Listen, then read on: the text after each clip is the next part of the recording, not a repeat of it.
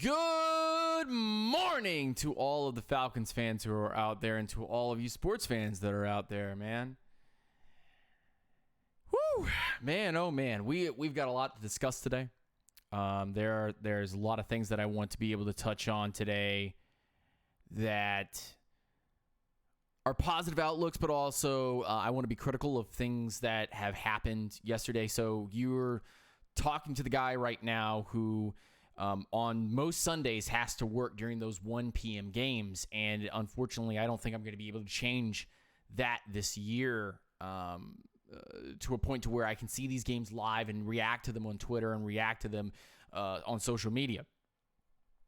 So I apologize to all of y'all for having late reactions or, misleading tweets where I'm out there going, hey, man, I'm just saying what I saw, and I've got to go rewatch the whole game while you guys are all super upset over there live. And I'm just getting out of work just being able to watch it. So please don't, bite my head off for that. But I want to say rise up and stay grounded to all of you Falcons fans, all of the grounders that are coming in here, man. And make sure that you hit that like button, hit that notification bell. And if you haven't already subscribed to the channel, I've actually changed up some of the notification sounds and things of that nature. So if you guys want to subscribe or any of that kind of stuff, I have changed a lot of things there. I want to go into the chat and go say hi to all the peeps before we really get started. So let me go in here and say hi to everybody, and then we get going because you know me. I'm always out here for you guys, and I always want to be able to talk to you guys and be able to say hi to everybody. I'm not like that on YouTube. You know me at this point. If you don't know me at this point, please make sure you share this out to all your friends and family on Facebook and share this out to your favorite Falcons Facebook groups. Just hit that share button right next to the like button. And send that out. And if you would like to join the Unintentional Grounding membership program, you can do that too. And there's a whole little setup there if you want to be able to support the channel that way. But if you haven't been to the show, welcome to the show. If you have already been back to the show, welcome back again. John Paul Workpara, Terrence Holmes, Brian Long, Dalray Bellamy.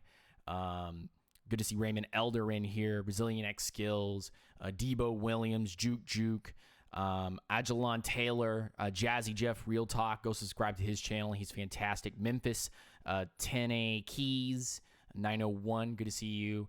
Concentro Grande. Good to see you. Anthony Wright, Jack Savage, Falcons, Hops, Braves Extraordinaire. Taylor McPherson, Mike H. Rise up to all of you guys. I thank you very, very much for coming through. And let's get into this talk. Because I know everybody has their own preconceived notions of it, and I've watched the game twice. So here is my 2 cents on it. Chris Edwards, thank you for the videos earlier in the season to hype up the season. Thank you so much for doing that. Where do I want to begin? I think where I want to begin with yesterday's game is that I saw a lot of positives, yet we didn't come out with the wins. And see, this is what I thought week 1 we were going to have, where we were going to have a game where we looked bad, but we had improvement. Like we lost the game, but we had improvement. And then on the other side of it, then have a bounce back game 2, game 3, game 4. And good to see John Thompson, Ant Boy Unleashed, Yusuke Knight, Mad Mike Sports, Terrence Holmes. Good to see you guys. Rise up, stay grounded. Harnan Garcia, good to see you, my dude. Rise Up, Stay Ground. I hope you're doing well. Hayden Hughes. I thought that that's where we were going to be starting the season. And then, of course, I had to work. So coming back on it, and Philip Bonner, good to see my man. Rise Up, Stay Grounded. I thought that was going to be the case. And then coming into work and then getting out of work about, say about 5 o'clock, something like that, 3, 4, something like that. I get out seeing that we have lost, 5:30, seeing that we lost to the Dallas Cowboys by 1 point. And so for me, it was one of those things where I'm like, I understand that is the case. Now let me go see how we lost it. And I just made initial reaction online to one particular video that I saw, which was the onside kick thing. So, of course, you see that and you go, oh, the whole game must have been all kinds of weird. And honestly, though, if our defense just made a couple of plays, we win that game. And I told you guys this on Vosh Lombardi's channel, if you didn't already go see that. I said it's going to be a shootout and all it's going to take is one mistake. And here we are. That one mistake was made and we gave the game away. And it was easily either side's game to win. If the defense is there, we win this game. The defense wasn't there. And we all knew it wasn't going to be there because it's still a young group, a group that's still trying to get itself together. And there are still pieces that are not being placed where they need to be placed. And I'm not making any excuses. This is just my view on it. This is just what I saw, okay? So please don't come at me for that. That's just what I'm looking at. And I watch this game and I go, the offense looks legitimate. The offense looks like it can go at people. Obviously, Dallas is not the greatest test on the defensive secondary side, but you see Russell Gage going out there and destroying it. You see Calvin Ridley absolutely going off. You see Matt Ryan making classic Matt Ryan throws into places where they shouldn't go, and it goes, and you see the pass happen. Hayden Hurst goes off for a big touchdown. The things that you wanted to see were seen. I mean, Matt Gano playing lights out. But the things that you wanted to see, you saw. Defensively, 3 forced fumbles by Foye Oluokun. That's epic. An interception in that same vein. You saw some fantastic work in bits and pieces. A.J. Terrell, 3 targets on him, only 7 yards. A.J. Terrell settling in. You're seeing good things. But the overarching, and this is what we were talking about right before the first game of the season, the overarching feeling is always going to be it's either win or lose. And I get that. I truly do. And now it's incredibly hard. It's incredibly tough to get out of an 0-2 hole and go to the playoffs. And in fact, actually, history and statistics are completely against us. So the overarching is always going to be, if you lost, F the Falcons. But if we win, then everything's right in rainbows. And I saw a lot of great things defensively and offensively, and yet when it came straight down to it, execution wasn't there.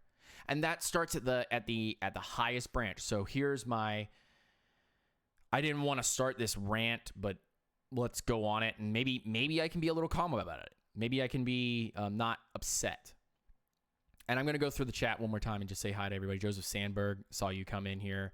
Brianna, could everybody in the chat say hi to Brianna, one of our classic members, early grounder. Jamal Washington, good to see you, my man. Brian Long, Terrence Holmes, Mr. Beasley, Steel Wings, Rise Up, Stay Ground. I hope you're doing well, man. New Drop, good to see you in the chat. So let's get it to this. Execution is always taught from the very, very top of the game. That's not the owner's problem. That's not the GM's problem. That's not the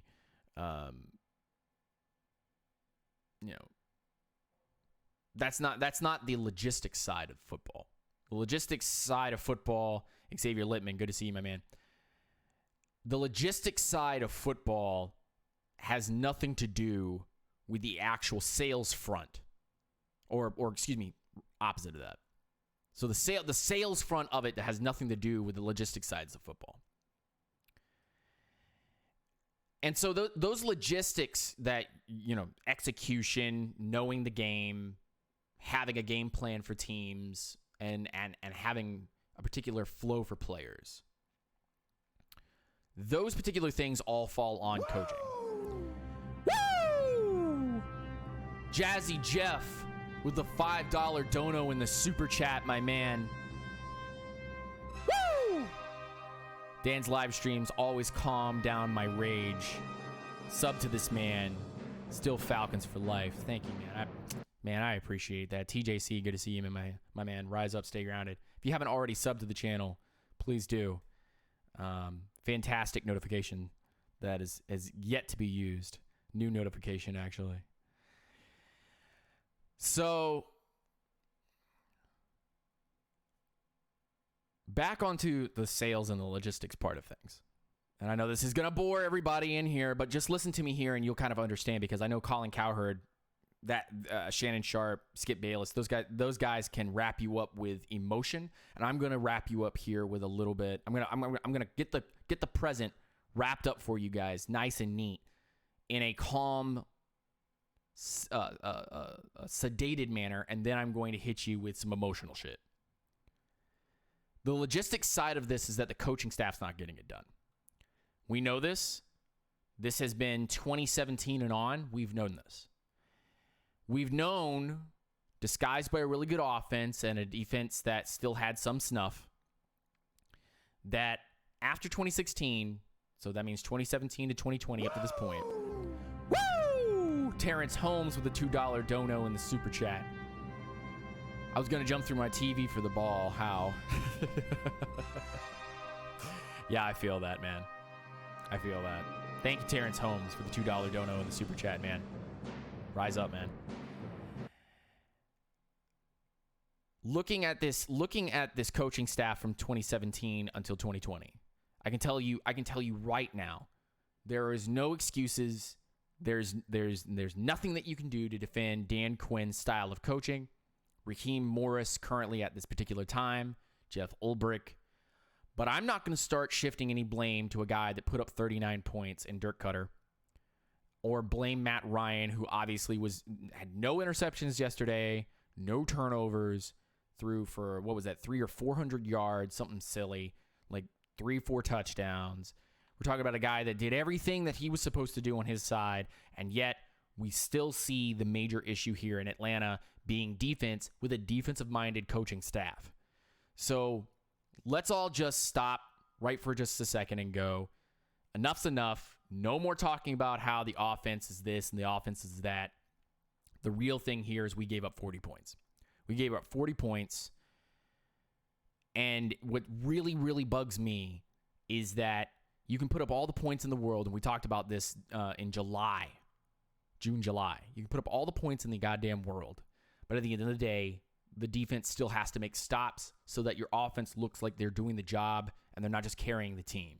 That your defense is the one that's carrying everything on their shoulders.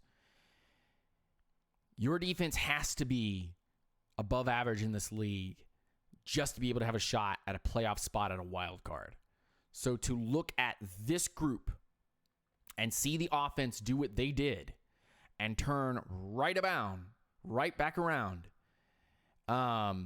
and see this monstrosity of a defense, you have to say it's over. Woo! New drop with a $2 dono in the super chat. Mike Smith is DQ's puppet master. What kind of fourth dimension shit is that? Thank you, New Drop, for the $2 dono in the super chat, man. That is some fourth dimension shit right there. Excuse my language.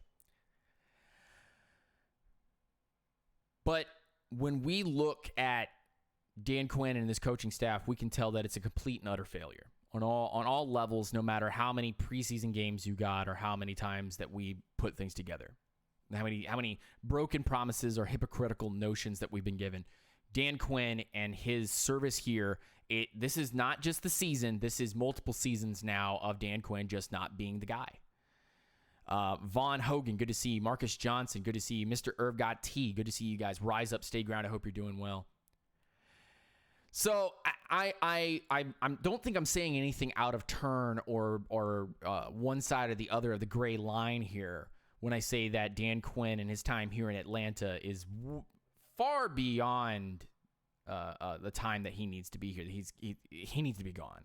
It should have been gone a long time ago. So I'm not blaming Rich McKay or blaming Thomas Dimitroff, the guys that are doing the sales part of this, acquiring players and putting those players in place to succeed and putting the right coaching staff together. I'm blaming the guy that directly influences consistency, game planning, and teaching your players the rules of the game. Because you obviously can just fall on that kick at any point if you're the receiving team. So I am here just to make sure that everybody understands here. This is not a Matt Ryan problem. This is not a Dirk Cutter problem. This is not a weapons problem. This has nothing to do with the way that this team has drafted or the way this team has acquired free agents. This has nothing to do with the sales side of things. It has nothing to do with that. This has everything to do with logistics. And the logistics of the problem here is that you have a defense that's underperforming, that has a lot of great players, and unfortunately, we have an owner that's not going to make a move on a head coach here. He's not going to make a move on a head coach here in the middle of the season, at the very beginning of the season, to be honest with you, and putting anybody in place to basically say that the season is shot. He's going to fight and let this guy play 8 games or more and then make a decision towards the tail end of the season or at the end of the season where we have wasted our time and opportunities. Now, I'm not saying that there's any candidate out there that currently can take this job and turn this team right around, because any coaching candidate from college is in their college program. They're not going to be leaving midseason. And we also know, Terrence Holmes with a $2 donation in the super chat. Wish Blank would have fired him just this morning. I mean, again, I'm not making excuses. I'm not going to make excuses for Dan Quinn being here. I'm just saying that this owner is historically known for not firing people midseason. That's where we're at. So, that being said, all of those things being said, as I've gotten a little off track here, I think it's about time that we go ahead and say that this Dan Quinn situation needs to die. It needs to die. It should have died a long time ago. But this situation needs to die, and the narrative of the old ball coach needs to die. And I know a lot of people are going to, die hard, going to come in here and say, "Oh, Mike Smith was a halfway decent coach, or actually pretty decent coach when it came to his defense statistically against what Dan Quinn is currently doing right now." And that he was an old ball coach, and he needs to be here. Dan Reeves was an old ball coach, and he led us to a couple of victories, and we even went to a Super Bowl under Dan Reeves. I get that. I absolutely get that. But I think it's time to have a no-nonsense coach in here, and I'm not talking about Rex Ryan or Gary Kubiak or one of these old ball coach heads to come in here. I think it's time for a clean sweep of an identity here in Atlanta. The fans want a rough, tough ball coach that's from high school to come in and shake up the swamp and shake up the entire team and shake it down and put it into a position where everything's completely knocked out. We start anew and fresh. And the analysts or the YouTube content creators and things of that nature, we all had a way of doing it the right way in a business stance. And I think that business stance is also too far in the opposite direction. I think that the business stance of keeping everything together and then at the end of the season making a move, that is all in its own right that is all in its own right way too far. Like it's too far to go over there and say that we need to do a business decision, but it's also too far away from the other side saying that we need to start making cuts right now. And I see a lot of people in here saying that didn't Petrino and Dan Reeves and Mora and all these guys leave. Petrino left on his own regard. He just left in the middle of the night. Mike Smith was fired at the very end of the season, and I think Dan Reeves was also fired at the very end of the season. I may be incorrect on that, so I give you your due if you are correct. We've got 64 people in here right now. Make sure you hit that like button. Thank you guys for viewing this. You guys are fantastic. From the bottom of my heart, I cannot give you enough praise for you guys supporting this channel. So here's my 2 cents on this and where we need to go.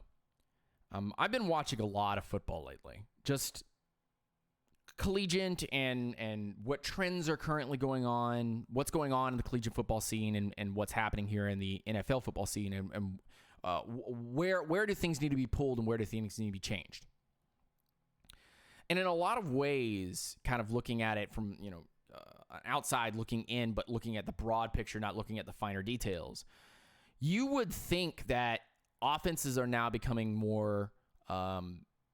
less vertically challenged, and it's more about the speed of the game and putting the ball down the field. We have plenty of that, and Matt Ryan can supply that for us, so I don't think there's necessarily needs to be a change from Dirk Cutter or from Matt Ryan or really from any of the offensive pieces that we currently have. I might have a little something to say about Julio Jones just being banged up all the time, but I'm not going to be here to start that whole hype train. That's ridiculous. The offense is not the problem here. So now we have to kind of shift gears and go, well, if we're stuck with Matt Ryan and we're stuck with the current coaching staff offensively in the contracts that we have without putting us into deep cap hell, what do we need to do to make this team better? The obvious choice would be to get another defensive-minded head coach. But I think that what we actually need to do is we need to get an offensive-minded coach, and here's why. I think the opposite happens in a lot of ways.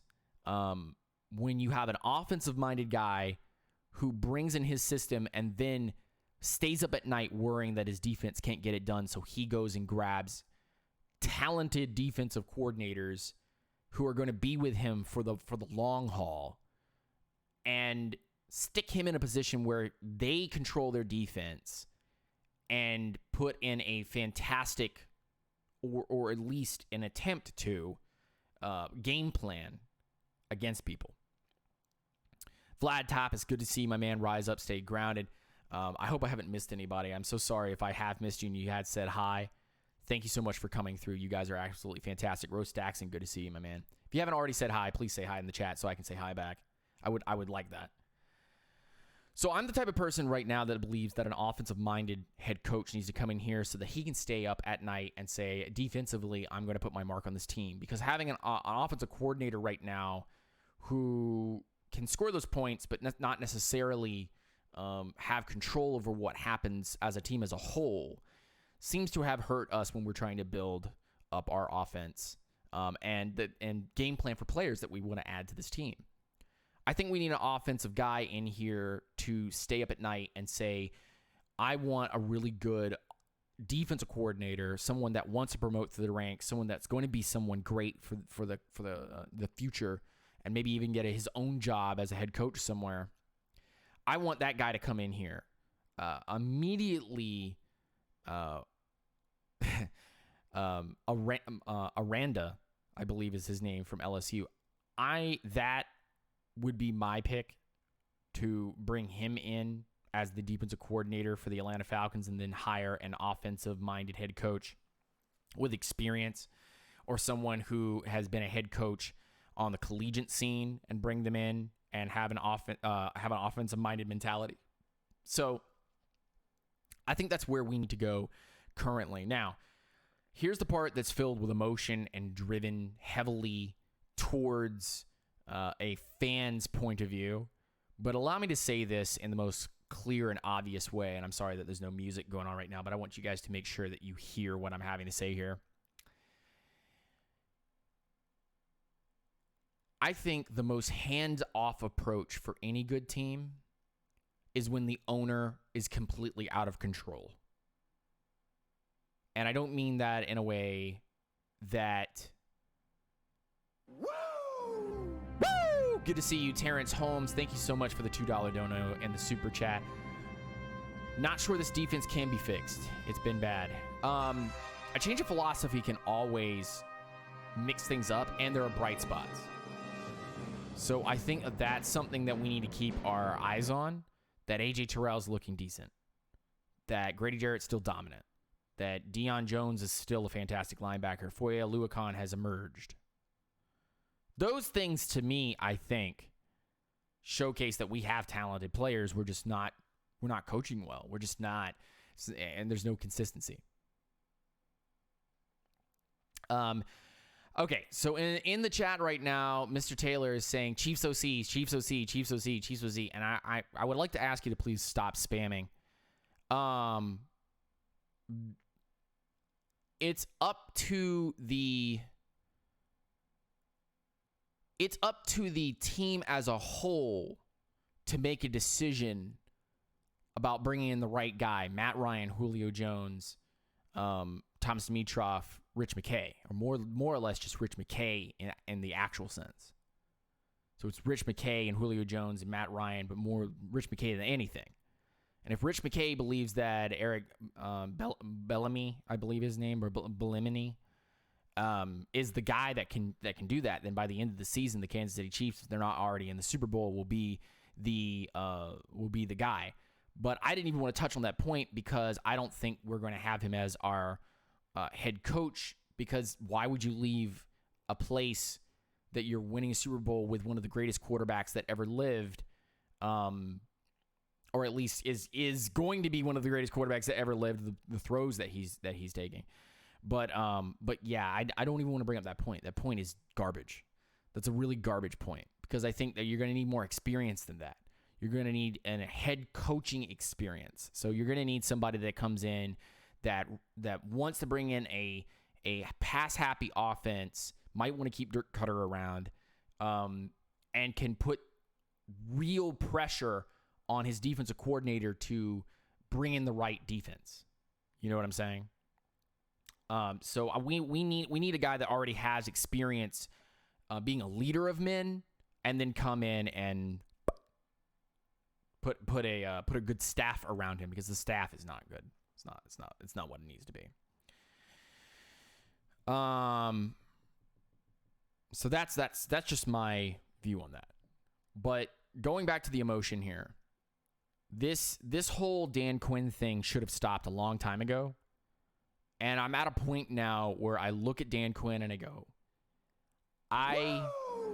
Woo! Rose Staxon with the $3 dono in the super chat. Where do we go from here? How can we fix this? I'm going to explain that right now. I am one of the guys that believes that at this point where we're at,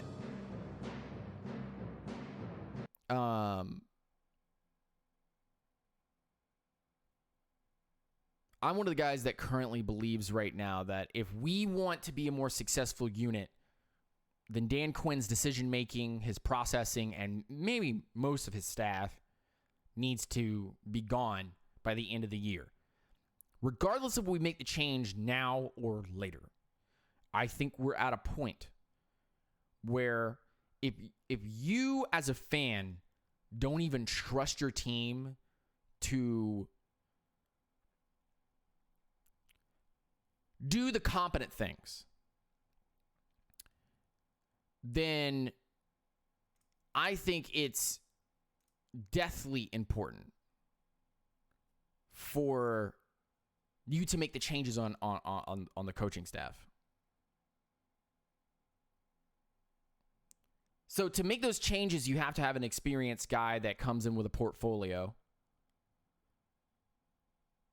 and can make a staff that's unified under one banner. They know what their defense is supposed to do. They know what their offense is supposed to do. And they change based on who they have to play.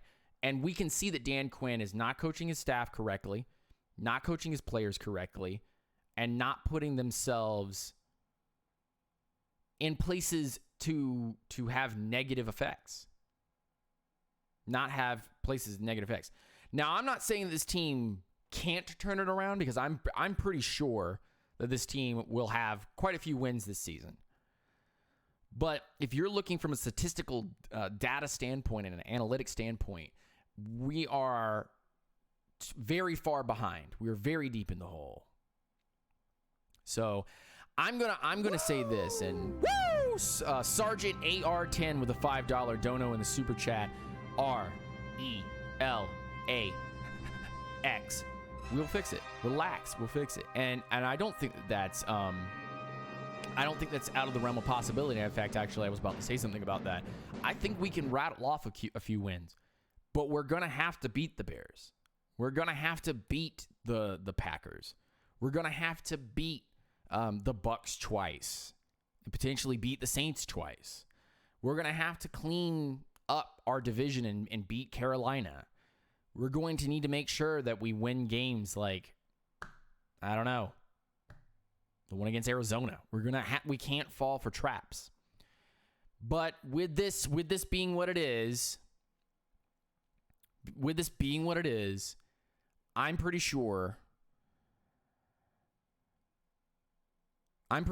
that we're going to see this team continue, and then this is the emotion again getting me. We're going to see all of these excuses made, and instead of fixing the issue, we're going to put a Band-Aid on a bullet hole and try to sweep it under the rug here.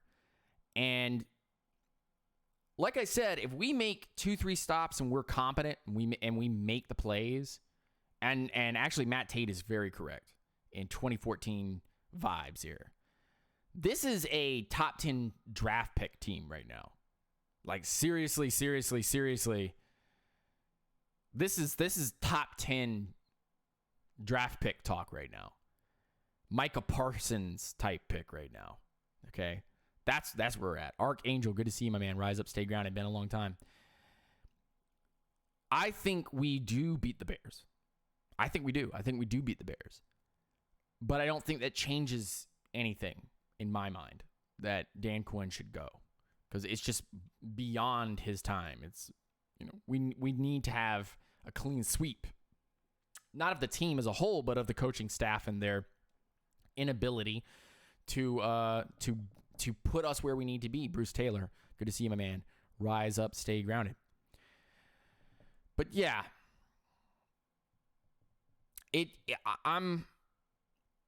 we currently hold the first overall pick currently on intentional grounding. I mean, hey, if you want Trevor Lawrence, let's go get Trevor Lawrence. I mean, the throws he's making right now are just what they are. I think we still need more time to know what this team really is. But with that optimism comes also realism that, statistically speaking, there's barely a chance that we make the playoffs now, even with an added playoff spot that is currently available. It's available right now. So I am one of the guys right now that believes, regardless of the outcome of this season, whether we go 8-8 or we're the number one overall pick, or we are or we're a playoff team, or we win a playoff game, or we go to the NFC Championship, or God forbid we somehow turn into the Giants, go 9-7, get a wild card and go to the Super Bowl and win it. I want to make sure that everybody in here understands where we are. That this is not a winning team. This is a losing team. And as long as it continues to promote that, vibe, then I think we are always going to be stuck in second gear. The offense is going to score. It's going to put up big points. But at the end of the day, at the end of the day, Dan Quinn must go. That has to be done. Woo! Terrence Holmes with another donation in the super chat. Rise up, stay grounded. I hope you're doing well, man. $2 dono. I'm sorry with that loss. I don't believe it's over. So if you currently add in all of the things, not just this year, but over the last couple of years, you can pretty much say that this is over. There's no excuses. No amount of players being hurt is an excuse at this point. No amount of new coaching staff and new places is an excuse at this point. I've been a Dan Quinn apologist for a very long time because I wanted to hold out for the coach that currently is here because I'm not so quick and fickle to get rid of people. I'm not calling anyone in this chat fickle or anyone that listens to these videos fickle. But I am saying that there were some people that wanted Dan Quinn gone a long time ago. Fantastic. You were right. You were right. You had the foresight to see it. But that culture change was never going to happen, you know? So I'm going to leave it on this note. If Dan Quinn gets fired over the next couple of days or the next couple of weeks or at the very end of the year, as long as Dan Quinn is removed from the Atlanta Falcons organization by the start of next season, then we are already on the right path. But for now, we have to deal with what we have to deal with until that time comes, and then we'll have a big show about it and talk about potential candidates. But for now, at this particular point in time, and this is really interesting to see this kind of timeline of being like optimist, and then get in here and then be like, okay, we finally hit a brick wall. There's no denying it anymore. But I will say this just so that everybody in here can understand the vibe that I'm bringing, regardless of whether it's positive or not. We have to deal with what we have to deal with. Can this team win games? It can. It put up 39 points yesterday. It can definitely put up 39 again. It's that kind of team. The games that we have going forward, we can be 8-8. Matt Gano looked good on Sergeant AR-10. I said that earlier in the video. AJ Terrell, 3 targets, only 7 yards. Okay. Foye Oluokun, 3 forced fumbles. Three forced fumbles. And I believe also an interception. Was that correct? Or somebody intercepted the ball? I'm looking at this team. Grady Jarrett, looking fantastic. I'm looking at this team and I see pieces. I see pieces that are going to work. I really do. I see pieces that are going to work. But there's a lot of it that isn't. And maybe this is fantastic. Maybe this is the right time for this. Offense is still going to have to carry the load because of the contracts that are there. There will be some pieces that will have to move at the end of the season. But here we are, a defense that still has most of its star pieces and can be easily washed of all of the pieces that it has that are not working and loaded up with new pieces with a new defensive coordinator or a new head coach. Very simple. Very, very simple process. Nothing in there is necessarily over the top or untrue. All of that is easily done. And easily manifested when you have a new coaching staff and you have an actual game plan, you know? So yeah, that's kind of where I'm at with this Cowboys loss. And I told Voch Lombardi on what was that, the day before the game or the day before that we have a good defense. The problem is that we just don't execute, and we'll get exposed. You'll get exposed if you're not ready to do it, and you're going to have a shootout, and that's exactly what happened. And I said all it will take is one mistake, and what did we have? That one mistake at the very end, and it was a mistake that's all up to coaching. That's all up to consistency. So you have to, there is no more change like that we can do internally now with what we currently have. We have to wipe the slate clean. And I'm not talking about blowing the team up, and I'm not talking about a total rebuild. I'm saying that contractually We can make some adjustments this offseason and keep the pieces that we have because this offense is not bad. This offense is not bad. I will say Todd Gurley with only 61 yards kind of worries me, but, Brian Hill was still chugging the ball. It's still working. So if you clean up those mistakes, which I don't believe this coaching staff is going to do, and you fix some of those inconsistencies, which I don't believe this coaching staff is going to do, and if you get really lucky, which is I believe this coaching staff is probably going to get really lucky, then some of your star contributors and some of your teammates that have had some bad games are going to come out and do well. And yeah, I think we without the execution, and we're probably not going to execute. Without the execution, this team will continue to be consistently bad. And we can't make the changes now, but we can make the changes going forward. And I think that's where we need to be. We need to make the changes going forward. We need to understand what the issue is here, right? We need to understand what the issue is here, identify it, keep it in our brain, and then promote that in the offseason and be loud. Be loud about it. And look, don't lose this momentum. Y'all don't understand. Don't lose this momentum. Okay? Don't lose this momentum that you have this feeling in your chest right now. Don't lose that. Promote that throughout the season and into the off season. You need to promote that heavily. Make your voice heard. Dan Quinn needs to go. Dan Quinn needs to go. The coaching staff's not executing. It's not putting people together. Dan Quinn needs to go. And it's unfortunate because I don't hate Dan Quinn, but it's just beyond his control now. He's lost control of the wagon. The wagon is now sliding back and forth, and it's about to go off the road. If it goes off the road with injuries or the offense starts to underperform, then Dan Quinn will most likely get fired sooner rather than later. So, but that being said, I want to say one more thing before I get out of here. And you guys have been absolutely outstanding. 30 likes, 70 people watching right now.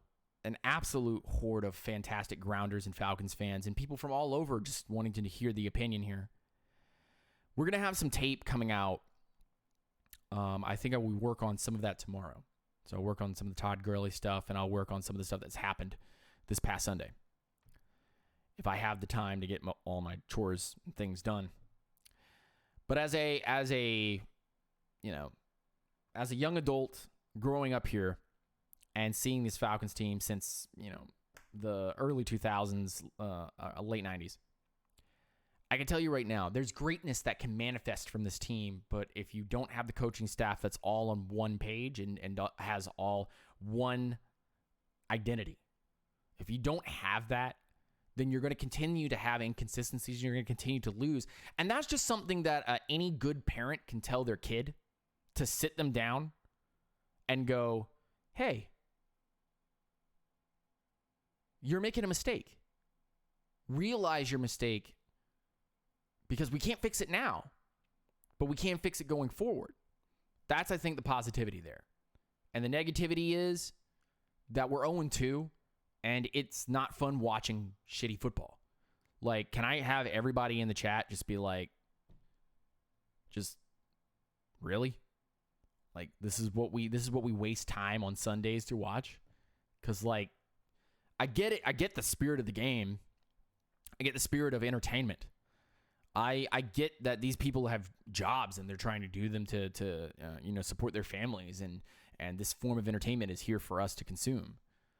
But at some point, entertainment becomes a reliance or need to see winning, and you can't do that doing this right here. Like, at some point, it's not entertainment anymore. It's like being in a cult, and you realize it and you go, I want out. I want out. I want out of this. I want out of this losing mentality. I want out of this garbage. Absolute effing garbage. You don't want to be part of that culture anymore, because it's not conducive to your everyday life. You can do better things with your life. You can do better things for 4.5 hours. You can make dinner. You can work out. You can not waste your time watching a bad football team do what they're doing. So I'll say it one more time for the people in the back. For those of you that are way back there, I'm gonna say it to you guys so you can hear me, because I just want to make sure that you guys are on the same page with me. But these inconsistencies are making my form of entertainment garbage and are not entertaining anymore. And because it's not entertaining anymore, it's not fun to do the content on them, and it's not fun to devote time every day to seeing it.